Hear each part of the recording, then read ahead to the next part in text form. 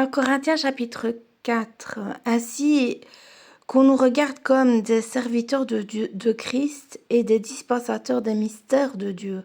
Du reste, ce qu'on demande des dispensateurs, c'est que chacun soit trouvé fidèle. Pour moi, il m'importe fort peu d'être jugé par vous ou par un tribunal humain. Je ne me juge pas non plus moi-même, car je ne me sens coupable de rien. Mais ce n'est pas pour cela que je suis justifié, et celui qui me juge, c'est le Seigneur.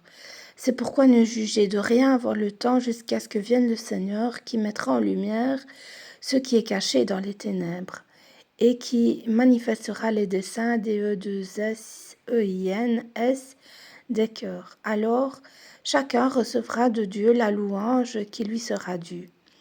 C'est à cause de vous, frères, que j'ai fait de ces choses une application à ma personne et à celle d'Apollos, afin que vous appreniez en nos personnes à ne pas aller au-delà de ce qui est écrit, et que nul de vous ne conçoive de l'orgueil en faveur de l'un contre l'autre.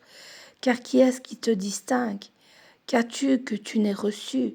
Et si tu l'as reçu, pourquoi te glorifies-tu comme si tu ne l'avais pas reçu? Déjà, vous êtes rassasiés, déjà, vous êtes riches, sans nous, vous avez commencé à régner. Et puissiez-vous régner en effet, afin que nous aussi, nous régnions avec vous. Car Dieu,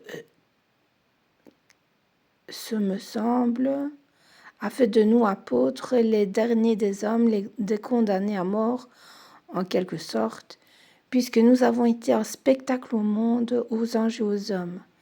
Nous sommes fous à cause de Christ, mais vous, vous êtes sages en Christ. Nous sommes faibles, mais vous êtes forts. Vous êtes honorés et nous sommes méprisés. Jusqu'à cette heure, nous souffrons la faim, la soif, la nudité. Nous sommes maltraités et errants çà et là.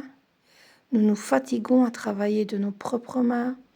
Injuriés, nous bénissons. Persécutés, nous supportons. Calomniés, nous parlons avec bonté. Nous sommes devenus comme les balayures du monde, le rebut de tous jusqu'à maintenant. Ce n'est pas pour vous faire honte que j'écris ces choses, mais je vous avertis comme mes enfants bien-aimés. Car quand vous auriez 10 000 maîtres en Christ, vous n'avez cependant pas plusieurs pères, puisque c'est moi qui vous ai engendré en Jésus-Christ par l'Évangile. Je vous en conjure donc, soyez mes imitateurs. Pour cela, je vous ai envoyé Timothée, qui est mon enfant bien-aimé et fidèle dans le Seigneur. Il vous rappellera quelles sont mes voies, VOIES, en Christ, quelle est la manière dont j'enseigne partout dans toutes les églises.